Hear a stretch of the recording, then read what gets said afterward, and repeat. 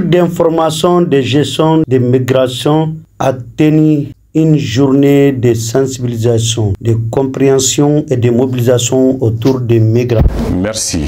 Au fait, ce webinaire est motivé par la nécessité au fait, pour le Mali, à travers le Centre d'information de gestion des migrations, de se doter de données migratoires fiables, efficaces, qui le permettra d'avoir des politiques répondant aux exigences et aux besoins des Maliens et du pays. À travers, puisque c'est un webinaire qui regroupe à la fois le service du ministère des Maliens établis à l'extérieur et l'ensemble des services rattachés à ce département, mais aussi nos collègues étrangers qui nous viennent du Maroc, qui nous viennent du Sénégal, qui nous viennent du Tchad, qui interviennent sur les mêmes questions. Donc avoir les expériences des uns et des autres en matière de méthodologie, en matière de collecte même, et aussi d'interprétation pour appliquer ces pratiques-là chez nous, les bonnes pratiques de ces pays-là, les pratiquer chez nous, nous permettant de voir le bout du tunnel sur ces questions-là. Bonne pratique, au fait, c'est l'ensemble des actions permettant de réussir, au fait, les missions en tant que telles. Je suis Aboubakry Naguissa, directeur général du Centre d'information et de gestion des migrations. Madame Tangara Nemaguindo, secrétaire générale du ministère des Maliens établis à l'extérieur et de l'intégration africaine. L'activité de ce matin est un webinaire que le CIGEM, le Centre d'information et de gestion des migrations, qui organise à travers le département. Webinaire scientifique veut dire que nous ne nous limitons pas au département, mais nous sommes en collaboration avec nos collègues universitaires du Mali, nos collègues universitaires du Tchad, du Sénégal et du Maroc, ensemble pour chercher les bonnes pratiques pour mieux gérer la migration dans notre pays et surtout avoir des données migratoires fiables, concrètes, qui peuvent être utilisées par les décideurs pour prendre les décisions idoines pour mieux gérer la migration. Dans le cadre de l'inondation au Mali, 4 ministres étaient devant les hommes de la culture, à savoir le ministre porteur des messages, Anagoli Guindo, ministre de l'artisanat et du tourisme, ministre des transports et des infrastructures, Madina Sissoko, ministre de la santé et du développement social, et celui de l'environnement étaient devant les hommes de la culture. Cette rencontre qui place le Mali au-dessus de tout se tient au lendemain du lancement, au lendemain de la déclaration de l'état de catastrophe nationale. Je voudrais donc souhaiter la bienvenue à toutes et à tous. Et je tiens à vous remercier pour la grande mobilisation, quoique les invitations vous soient parvenues dans des conditions d'urgence. Je voudrais vous exprimer toute ma gratitude et la profonde humilité que vos personnalités respectives m'inspirent. Mais je voudrais vous dire un grand merci pour votre spontanéité à répondre à notre invitation. C'est une cérémonie rare, il faut le dire, à l'image des circonstances qui la commandent. L'état de catastrophe nationale décrété par le président de la transition, chef de l'État, à l'issue du Conseil des ministres extraordinaire tenu le 23 août 2024. En effet, par les temps maussades que traverse notre pays, en proie à des inondations ayant causé des pertes en vie humaine, des milliers de sans-abri et des dégâts matériels immenses, le Mali, comme d'autres pays de la sous-région, connaît une crise sans précédent, marquée par des calamités dont le trauma reste encore difficile à évaluer sur la conscience collective de la nation malienne et dont les risques d'expansion restent toujours élevés. Dans ces circonstances douloureuses, voire funestes, il appartient à chaque Malien d'exprimer sa marque de solidarité, son empathie et son engagement pour l'autre.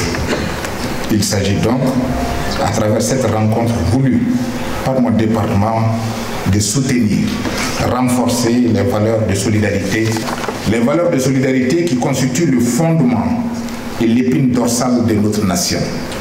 Cette rencontre se veut un moment intense pour magnifier les devoirs citoyens d'entraide pour le bien-être de chaque Malien. Au regard des drames enregistrés et du dénuement dans lesquels les victimes des inondations et des populations sinistrées se trouvent, il est de notre devoir de non seulement les secourir, mais également de les aider à se reconstruire. Dans un tel contexte, le riche patrimoine culturel national millénaire constitue une ressource inestimable pour conjurer le déluge afin que notre climat reste toujours bienfaiteur. Nous sommes réunis ici ce soir grâce à la volonté du président de la transition, chef de l'État, son Excellence le colonel Assimi Goïta, qui a instruit le gouvernement afin que soient entreprises des actions pour la mise en synergie des consciences pour lutter contre les désastres liés aux manifestations climatiques. C'est un appel au sursaut patriotique et citoyen. L'objectif de cette rencontre, M. Dagamessa, vous l'avez dit, est donc de mettre en synergie les autorités et légitimes traditionnelles, les organisations de la société civile, les communicateurs traditionnels, les artistes, les artisans, écrivains, intellectuels de tous bords, acteurs du tourisme, les organisations culturelles pour créer une union de solidarité face aux inondations qui endeuillent et désolent nos populations. Elle se veut comme une invite de l'ensemble du peuple malien et du monde de la culture en particulier à utiliser les ressorts culturels, les canaux traditionnels de communication pour éviter pour véhiculer les meilleurs messages en vue du renforcement de la sécurité de nos concitoyens et de leurs biens. Nous devons nous unir tous pour soulager les familles éprouvées, mais surtout pour sauver nos populations du naufrage. Je voudrais vous inviter à vous joindre à cette initiative. Vous, chefs de village, vous, chefs de quartier, de fractions, vous, religieux, vous, donzo, vous, communicateurs traditionnels, vous, nyamakala, vous, musiciens, slameurs, rappeurs, cinéastes, écrivains, hommes de théâtre, voyagistes, guides du tourisme, hôteliers. Vous savez que votre voix peut sauver des vies. Vous savez que votre voix peut préserver contre des catastrophes.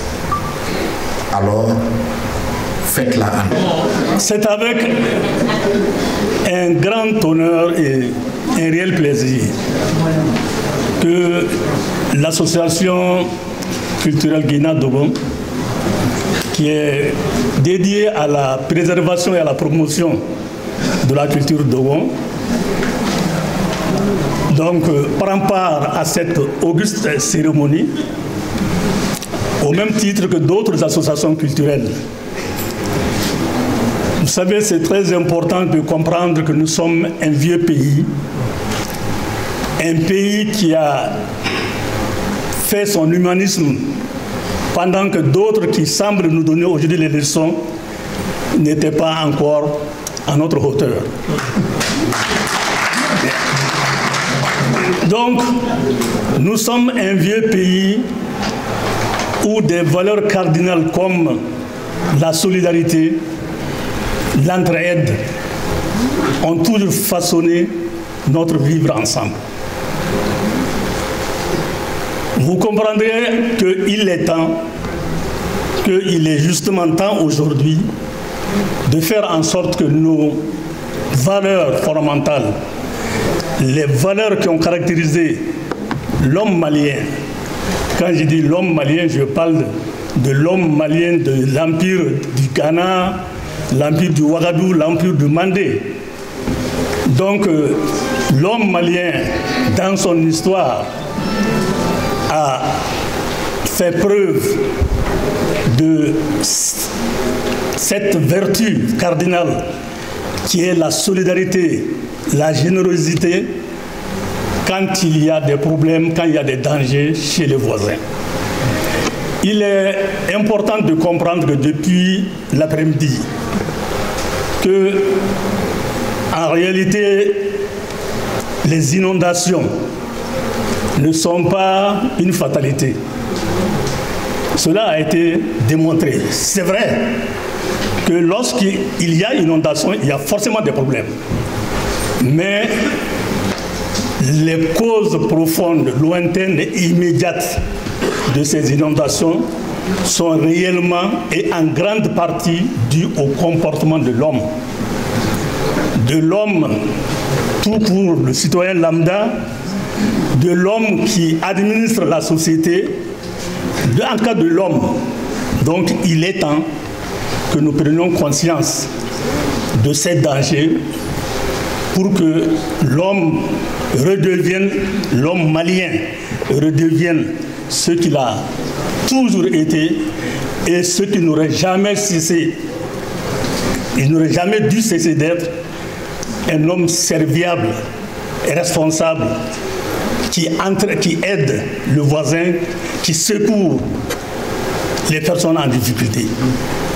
Donc, je pense que, compte tenu de la brièveté du temps, le message que les associations culturelles doivent aujourd'hui tirer de ces événements, c'est de faire en sorte que tous les membres des communautés dont ils ont la charge de guider les pas, que les membres de ces communautés comprennent qu'il y a des choses qu'il ne faudra pas faire pour ne pas mettre tout le monde en danger. Donc, tout ce qui a été dit, fait et démontré ici doit être transmis fidèlement à ceux qui nous mandatent pour qu'ils comprennent que réellement, nous sommes souvent les auteurs de nos propres malheurs.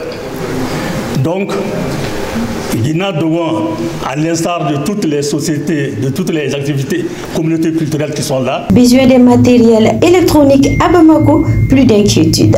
Désormais, Yélé électronique est à votre disposition. Yélé électronique, Chomamoutou Traoré, au niveau du carrefour Mayambougou, vers le lycée Mabélé au centre Mabélé à gauche, on peut trouver tout genre de matériel des artistes, des mosquées, des salles de conférence, des studios, des radios, des sonorisations, des ompiles, des bafoules et plusieurs autres matériels. Chez Mamoutou Traoré, la satisfaction est rassurée.